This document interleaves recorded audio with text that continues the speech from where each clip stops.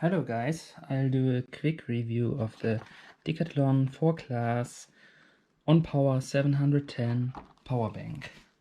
So you might be wondering why exactly I got this exact model and not a power bank of another brand. That is because they say that you can charge this at the same time as you charge other devices from this power bank. So you can basically use it as a buffer battery if you connect it to, for example, a solar cell, a solar panel you use while hiking or something. And these things have the problem: if you come into shadow, it quickly stops charging your phone and something, and then when you go out to the sun again, the phone display comes on and tells you that it's starting charging again. And the problem with this is that it uses up a lot of battery just because the display of the phone is going on all the time. So I thought this might be a good idea. And what's so special about this? Not the technical details, for sure. It got a 4-lumen LED, so you can also use it as a flashlight. It is shock proof or absorbent. It has an IP65 rating. It is 261 grams light or heavy. That is 9.2 OZ, whatever that is. It has 2 USB-A ports, one with 2.1 amperes and one with 1 amp, and it has an on-off toggle, and there are a lot of LED indicators indicating how full or empty the power bank is. I'm not sure you remember the exact percentages when being in the field, but hey, it has at least some kind of indication. And down here it says you need 20 hours to charge it from a normal USB port with 500 milliamps and 7 hours from a charger which outputs 1.5 amps. I think that's max which it can take, because it doesn't have any USB-C or something. It just has a standard micro USB and 2 USB-A ports. And as you see, I already unscrewed the top part because I was interested what's under there, and it turns out nothing. It's just there for optic, and well, I don't even know if that's for robustness or not. By the way, this stupid cover already weighs like 10-11 grams. On the back side there's another one. If you really want to go lightweight, I guess you want to go and unscrew them. Yeah. You can see the LED indicator is down there because the holes are so small. It looks great from almost every direction, only if you like look it down right into it. It is really bright. Honestly, I don't get why they do this.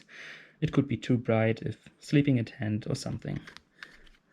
This is kind of a waterproofness cover, and the tolerances are so high, I'm not really sure this is gonna keep much water out. So keep it in mind. The IP65 rating, obviously, I wouldn't trust it.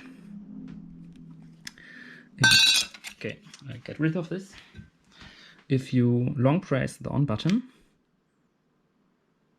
you'll get the flashlight. I mean, it's 4 lumens, it's okay. You can see something if it's dark, and it's okay. But it's quite bluish. It's really cool white, more on the blue color than on the white color. And honestly, I dislike this because many headlamps have like an extra red LED just to make sure you don't blind everyone in the night. And if you use this in a tent or something, you'll be awake and really, really awake. So it's more like a backup. I wouldn't buy it because of that. Yeah. What else to say? I can compare this to some other power banks I have. This Anker 13,000 milliamp battery, which you can see is larger from capacity, but smaller in size and footprint, like in almost every dimension. And yeah, I don't know. I'd always go with this if you don't need the buffer battery. Also, it has 2 USB-A ports, 1 micro USB input. This is a bigger one. It has 20,100 milliamp hours.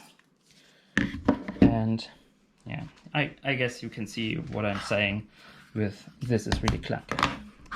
And another one from EC Technology. I don't use this that much that often anymore because, well, it turned out that it doesn't work very well anymore.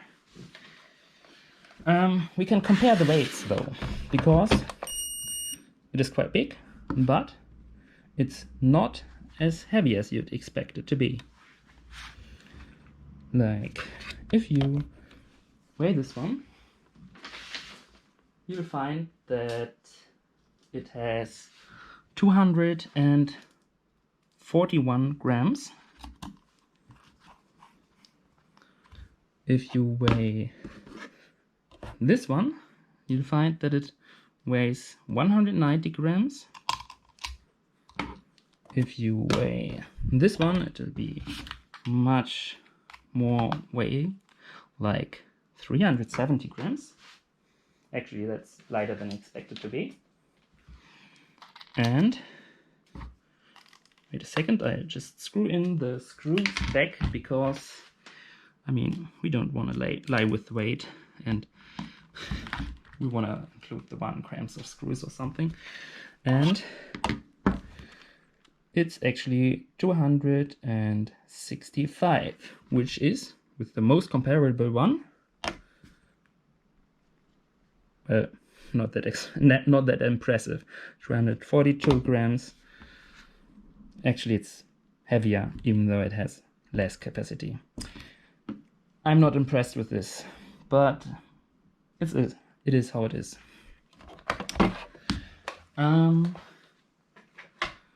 Actually, what did the package say? It said 261 grams. I mean, it's okay.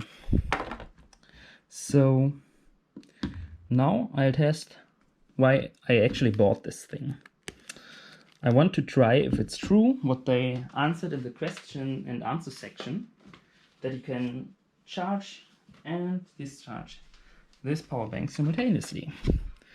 So yeah, I hate USB-A. It never fits on the first try, but that's it.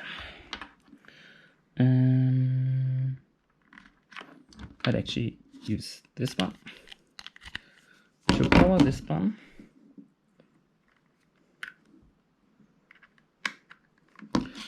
By the way, it came like 30 to 40% full from the factory or from Decathlon, so do not expect you can just use it when you buy it. You'll have to charge it first.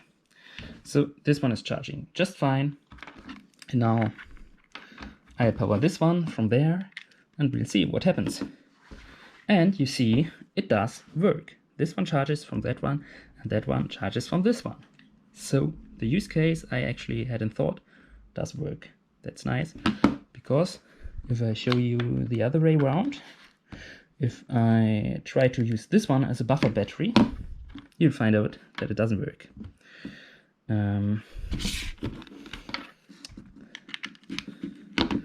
So this one now charges.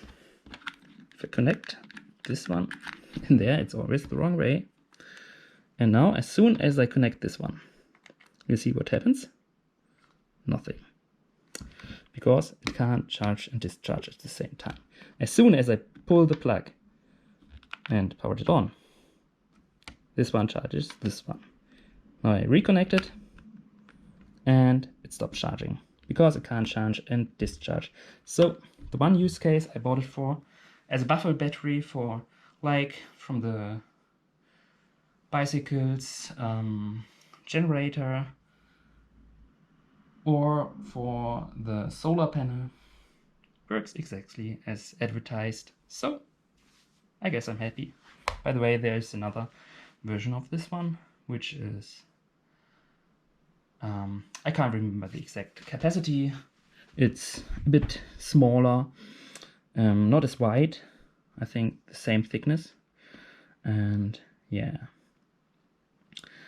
I thought I'd go with this one because many phone batteries nowadays have like 3000 milliampere hours, so it's about 3 charges from that one for a phone. And if you're really out in the wild, or if you really use your phone all the time for navigation and have the display on all the time, for example on the bicycle, you will need much more. So if you can't recharge it every night because you're sleeping in a tent or something, and if the camping place doesn't have any charging opportunities, I guess I thought I'd go with the big one and take this one with me as well. So that's the theory, that's the initial testing, and I guess I'll see if it can hold its promises in the field later. Bye, and thanks for watching.